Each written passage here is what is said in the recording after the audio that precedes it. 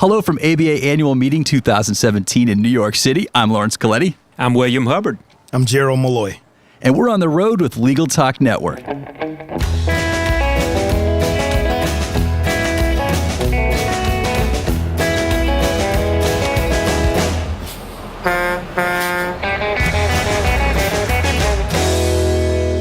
And we're back. Thank you so much for joining us again in our continuing coverage of the ABA annual meeting here in the Big Apple. A special panel of guests today. So we're going to start to my left. I'm going to start with Senator Gerald Malloy joining us today from the state of South Carolina. That's correct. Excellent. And you wanted to say that you're an attorney first before being a senator. Is that correct? I am a senator because I'm a lawyer, not a lawyer because I'm a senator. Excellent. Excellent. And we have a returning guest, William Hubbard, the former ABA president. We've had him on the air before. Welcome back, sir. Thank you. It's always good to be with you.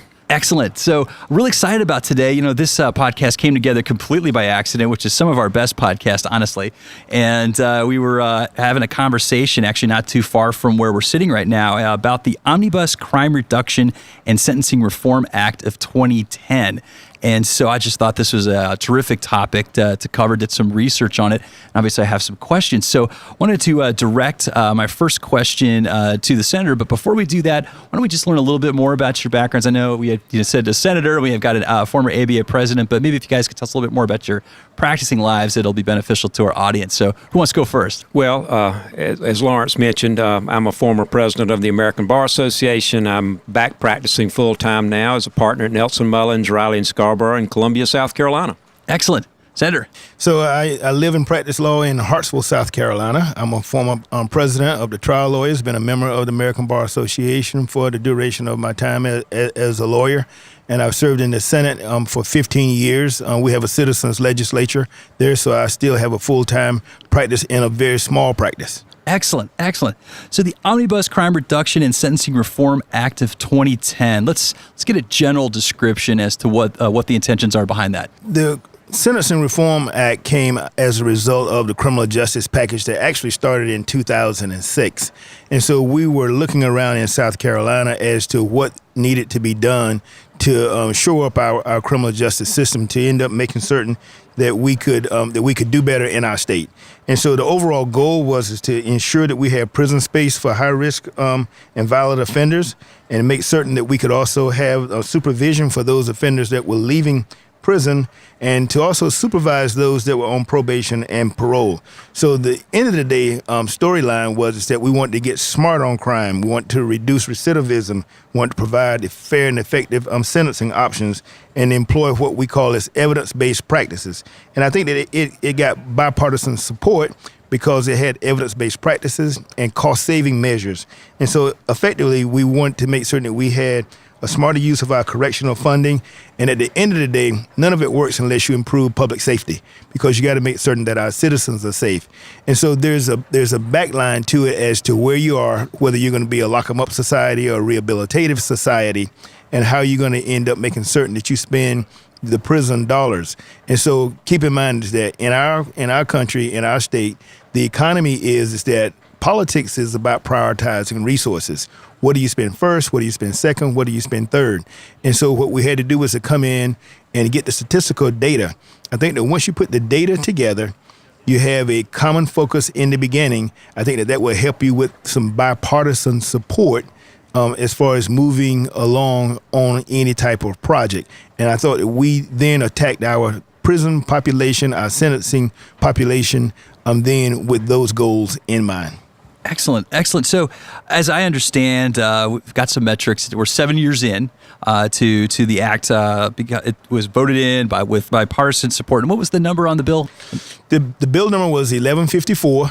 It was in 2010. My best recollection is that it passed the South Carolina Senate unanimously. We have a bicameral body. We have 46 senators and 124 House members. And I think it passed the House of Representatives with only 3 no votes. So overwhelmingly support in South Carolina at the time in 2010. And we're here now 7 years later, so we're able to see some results, see the things that we have done well, and see the things that we need to further improve upon. And I think that one of the things that the bill wanted to do was that during his reign as president, we talked about that and we got information to him. So because it was one of the efforts that the ABA wanted to end up undertaking as well, and he was able to end up talking about it. I'm sure I let him talk about that. But essentially, we are now in cost savings of almost $500 million, $491 million cost savings, one of the top 5 in the country as it relates to the sentencing options, and we were pretty much first or second. That's amazing improvement. So, William, these are the ABA goals, and they line up with what's going on in South Carolina. Let's talk a little bit more about that. Well, the ABA's real emphasis on sentencing reform came after Justice Kennedy gave a speech to the American Bar Association in the early 2000s, and he talked about this issue of over-incarceration and the fairness of our criminal justice system. From that point, the criminal justice section of the ABA, the leadership of the ABA, has been trying to work on these kinds of improvements and educate the public and opinion leaders and legislators and policymakers about the advantages of taking a fresh look at the criminal justice system and trying to see if we could, as Senator Malloy said, use more evidence-based practices, actually go more from facts and figures rather than gut impressions about how effective or ineffective certain criminal justice practices are. So when I came in as ABA president in the summer of 2014, I knew this was something I wanted to put front and center in my messaging to the American legal system and to the public at large. And it was at that point that I was looking for specific examples of success stories based on evidence, based on research. And it was so gratifying to me to know that in my own state of South Carolina, we had led one of the more progressive movements in the country in criminal justice reform that not only protects the public more, we see less recidivism now, we've seen a downturn in crime, and we've seen the cost savings that Senator Malloy mentioned. And so that was an example I used. It was Exhibit A in a lot of the messaging that I put out during my year as ABA president, and I commend Senator Malloy for his leadership role. What we see around the country, particularly among the states, is a new realism about the criminal justice system, and you're seeing states that perhaps would be considered nationally to be very conservative, and you probably wouldn't expect to see those states leading the way. But Texas has also been a leader, in addition to South Carolina, and some other states in the South and around the country. But more and more, you're also seeing conservative and progressive think tanks and foundations agreeing that this is a national problem that we need to be smarter about addressing. And so, again, I commend Senator Malloy for his leadership in South Carolina, and I think he'll be able to outline specifically some of the positive results that have inured to our state now that we have this track record of about 7 years of data based on the foundation of this act in 2010. So I want to build on that, Senator. It's not often that you get, especially these days, that you get bipartisan support on a project that seems to work. And so what I wanted to do before we get into some of the results was talk about the factors that went into this bill. It seems to address the criminal, not only just repeat offenders, but also seems to address, what is contained within a crime that receives certain types of sentencing. And so I just wanted to kind of go through the factors that make this work. Well, first of all, I think that when it was new for us, and basically we had to decide in the beginning that we wanted to have a bipartisan effort. And so I characterize it as such as take the P out of politics and put it into people. Take the P out of partisanship and put it into people. And so as a person who ran and served as a Democrat in a body that is overwhelmingly majority Republican, it showed the fact that our state wanted to end up working on a product. I come from a rural area, not from one of the urban areas, and I had practiced in this arena during my young career. So the essence was in 2009, when we started putting the data together, we had about 25,000 individuals incarcerated in the state of South Carolina. During that time, probably we could go back to the early 80s when we had spent about $63 million on prison populations. Well, here's what we knew, that it was going to increase to more than 500% get up to about 394 million. We knew that it was going to balloon in the next 5 years. We expected the population, in the prison population by projection, to go from about 25,000 to about 28,000. And because of the measures that we have placed in, and we'll get, so I'm jumping forward now, is our prison population is less than 21,000 now. And and basically we have closed 6 prisons in the state of South Carolina. We have a young aggressive director named Brian Sterling, who is working on this, and basically you're taking the nonviolence out of the system. What you do have is that you do have longer prison terms, and so basically you have to work on the parole system in some effects. As far as those that are being revoked, basically we put together administrative sanctions. Administrative sanctions keeps people from going back and forth into the courtroom, because then you're occupying court times. So this is a very holistic approach. It takes everybody coming to the table, not only from our court system, our law enforcement system, the victim system, the faith represented community, the prosecutors, solicitors, the public defenders, criminal defense lawyers, and then our leadership in South Carolina also got involved.